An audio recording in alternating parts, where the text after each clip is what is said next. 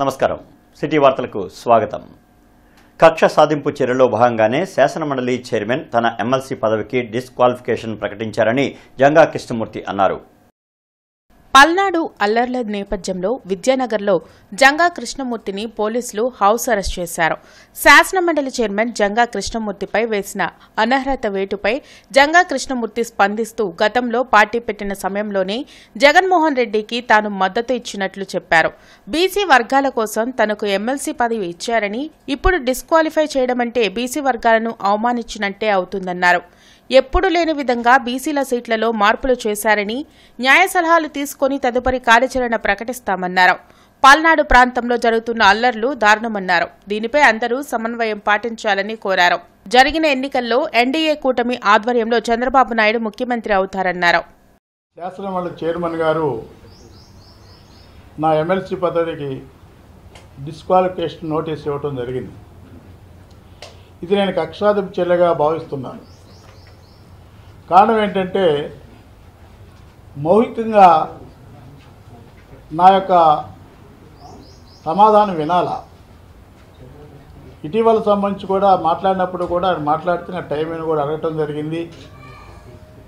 ఆ తదుపరి మరలా కూడా టైం ఇచ్చినట్లయినా వచ్చి సమాధానం చెప్తాను కూడా మాట్లాడ జరిగినప్పుడు కూడా నన్ను డిస్క్వాలిఫై చేయటం అనేది బీసీ వర్గాలని మమ్మల్ని అందరూ కూడా కక్షాధిప చర్యలో భాగంగా డిస్క్వాలిఫికేషన్ చేసిందిగా నేను భావిస్తున్నాను. ఎవరు కూడా పార్టీలోకి రానప్పుడు కూడా నేను జగన్మోహన్ రెడ్డి గారిని మద్దతు పలికా. జగన్మోహన్ రెడ్డి గారు ముఖ్యమంత్రి చేయాలనే ఆలోచనతో పల్నాడు ప్రాంతం నుండి హైదరాబాద్ కూడా గాంధీ భవన్ వరకు కూడా పాదయాత్ర చేసి కార్యకర్తలతో జగన్మోహన్ రెడ్డి గారు ముఖ్యమంత్రి చేయాలని కోరటం జరిగింది. దాడులకు పాల్పడుతున్న వైసీపీ నేతలు ఇప్పటికైనా తగ్గాలని, లేకుంటే జూన్ 4 తర్వాత తగిన మూల్యం చెల్లించక తప్పదని మాజీ మంత్రి సోమిరెడ్డి చంద్రమోహన్ రెడ్డి హెచ్చరించారు. మంగళగిరిలోని టీడీపీ కేంద్ర కార్యాలయంలో ఆయన మీడియాతో మాట్లాడారు. అన్నపూర్ణ లాంటి ఆంధ్రప్రదేశ్ను సీఎం జగన్ అరాచక ఆంధ్రప్రదేశ్గా మార్చారని మండిపడ్డారు. రాష్ట్ర భవిష్యత్ ఎవరి చేతుల్లో ఉంటే బాగుంటుందో ప్రజలు తెలుసుకొని క్యూ కట్టి మరీ ఓటు వేశారని సోమిరెడ్డి అన్నారు. అన్నపూర్ణ లాంటి ఆంధ్రప్రదేశ్ని జగన్మోహన్ రెడ్డి అరాచక ఆంధ్రప్రదేశ్గా చేసేసాడు. చట్టాలని ఆయన కాళ్ళ కింద నలిపేసేసాడు. ఐఏఎస్లని ఐపీఎస్లని ఆయన కూలీల కింద మార్చేసుకున్నాడు. ఆంధ్రప్రదేశ్ అంటే ఇతర రాష్ట్రాల్లో గౌరవం. గతంలో ఎంతమంది చీఫ్ మినిస్టర్స్ ఉన్నా ఇటువంటి పరిస్థితి లేదు. ఇప్పుడు బయట రాష్ట్రాల్లో బయట దేశాల్లో ఆంధ్రప్రదేశ్ అంటే తలదించుకోవాల్సిన పరిస్థితి చేశారు. ఇప్పుడు ఇక్కడ ఎందుకు ఎలక్షన్ అయిన తర్వాత ఎందుకు అంత ఫ్రస్ట్రేషన్? మీకు మీ మీద వ్యతిరేకత కట్టలు తెంచుకొని 5 సంవత్సరాలు సప్రెషన్లో పెట్టారు గొంతెత్తనీయకుండా. రాష్ట్ర భవిష్యత్తు ఎవరి చేతిలో ఉంటే రాష్ట్ర భవిష్యత్తు ఉంటుంది. బిడ్డల భవిష్యత్తు, ఉద్యోగాలు, ఉపాధి, పెట్టుబడులు, పరిశ్రమలు ఎవరుంటే ఉంటుంది అనేది వాళ్ళకి తెలుసు. జాతీయ డెంగ్యూ దినోత్సవం గుంటూరులో ఈరోజు జరిగింది. జిల్లా వైద్య ఆరోగ్య శాఖ ఆధ్వర్యంలో సమాజ భాగస్వామ్యంతో డెంగ్యూ వ్యాధిని నివారిద్దాం అనే నినాదంతో అవగాహన ర్యాలీని నిర్వహించారు. పరిసరాలను పరిశుభ్రంగా ఉంచుకోవడం వల్ల దోమల వ్యాప్తిని అరికట్టవచ్చని డిఎంఎన్హెచ్ఓ డాక్టర్ విజయలక్ష్మి తెలిపారు.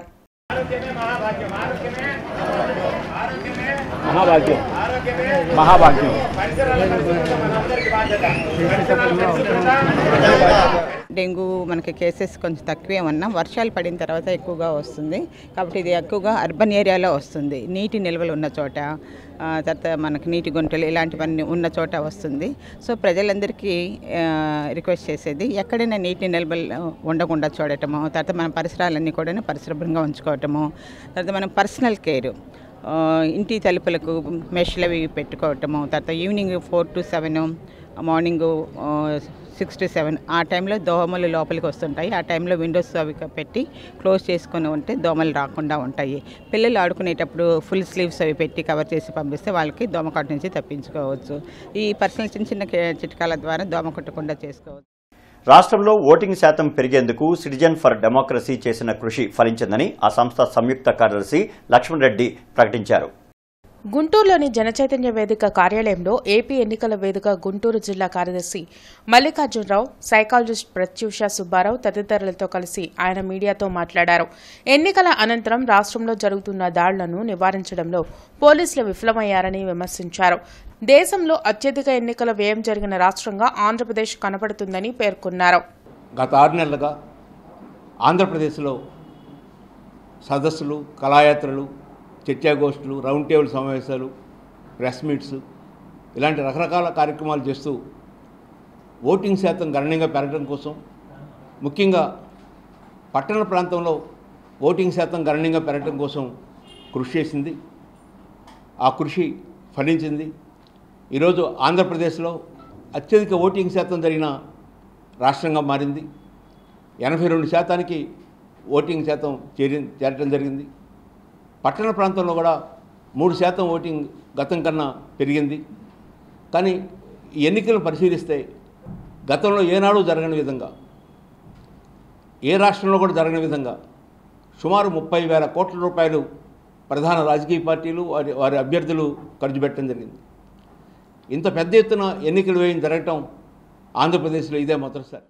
సంఘ విద్రోహ శక్తులంతా పల్నాడులో వైసీపీ శ్రేణులతో కలిసి అరాచకం సృష్టిస్తున్నారని మాజీ మంత్రి నక్కా ఆనందబాబు మండిపడ్డారు. పల్నాడులో జరుగుతున్న హింసాకాండపై టీడీపీ అధినేత చంద్రబాబు నిజ నిర్ధారణ కమిటీ ఏర్పాటు చేశారు. నక్కా ఆనందబాబుతో పాటు ఇతర నాయకులను సభ్యులుగా నియమించారు. అయితే పోలీసులు పల్నాడులో తాము వెళ్లకుండా అడ్డుకోవడం దుర్మార్గమని ఆనందబాబు విమర్శించారు. గుంటూరులో ఆయన్ను పోలీసులు హౌస్ అరెస్ట్ చేశారు. ఈ సందర్భంగా పోలీసుల తీరును తప్పుపట్టారు. వైసీపీ శ్రేణుల్లో ఓడిపోతామనే నిరాశ స్పష్టంగా కనిపిస్తుందని చెప్పారు.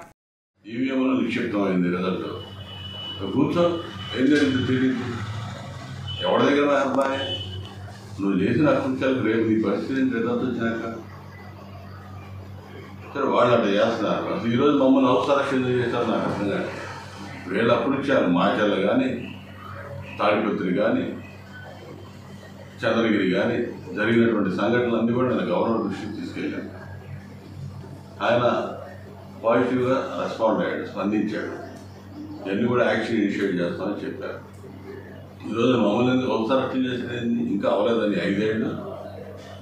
మీరు ఒకటే గుర్తుపెట్టుకోండి, పోలీసు అంటే నేను ఒకటే చెప్తున్నాను, మీరు జగన్మోహన్ రెడ్డి కింద పనిచేయట్లా. మీరు ఇంకా అర్థమవుతున్నట్టు లేదు.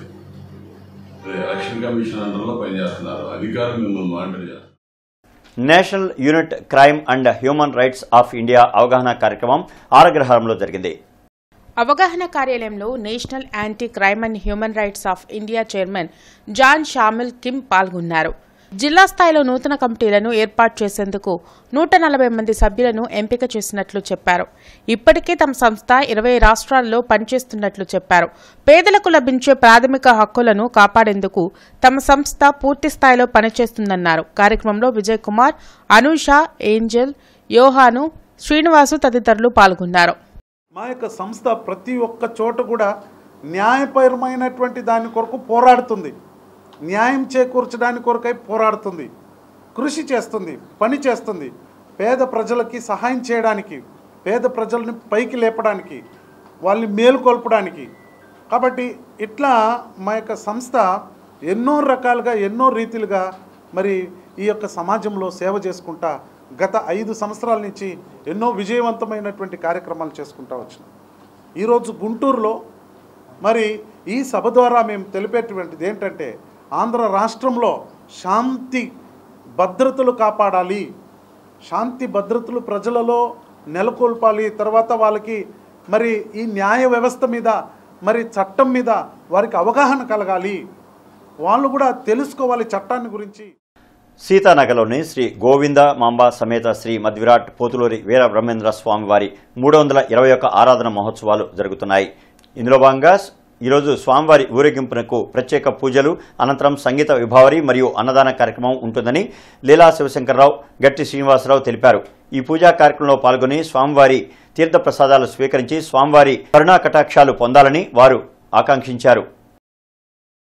మాటూరి వీరాంజనేయులు మనవరాలు ఆద్య మొదటి పుట్టినరోజును పురస్కరించుకుని బాలాజీ నగర్లోని సాయిబాబా అనాథ ఆశ్రమంలో పిల్లలకు పండ్లు, బిస్కెట్లు పంపిణీ చేశారు. ఈ సందర్భంగా పలకలూరి శివరావు మాట్లాడుతూ అనాథ పిల్లలను ఆదుకునేందుకు దాతలు స్వచ్ఛంద సేవా సంస్థలు ముందుకు రావాలని కోరారు. ఎప్పటిలానే గుంటూరులోని ఓటర్లు బద్దకించారు. ఓటు హక్కు నమోదు చేసుకోవడంలో చూపించిన శ్రద్ధ ఓటు హక్కు వినియోగంపై చూపలేకపోయారు. దాదాపుగా 30% పైగా ఓటర్లు పోలింగ్కి దూరంగా ఉన్నారు. రాష్ట్ర వ్యాప్తంగా పోలింగ్ శాతం పెరుగుతుంటే గుంటూరు నగరంలో మాత్రం పెద్దగా పెరగడం లేదు. రాజకీయానికి, విద్యకు చైతన్యవంతమైన నగరంగా గుంటూరు పేరుగాంచింది. అయినా పోలింగ్ శాతం 80కి చేరడం లేదు. పోలింగ్ శాతం పెంచడానికి జిల్లా యంత్రాంగం చేసిన ప్రయత్నాలు సఫలం కాలేదని అర్థమవుతోంది. స్వీప్ కార్యక్రమాలు ఓటింగ్ శాతాన్ని గణనీయంగా పెంచలేకపోయాయి.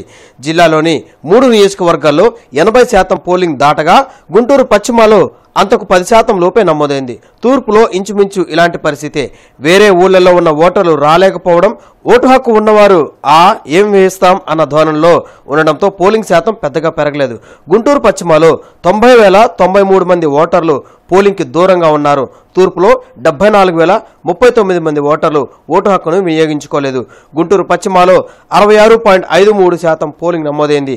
2019లో 65.68%, 2014లో 64.99% పోలింగ్ నమోదైంది.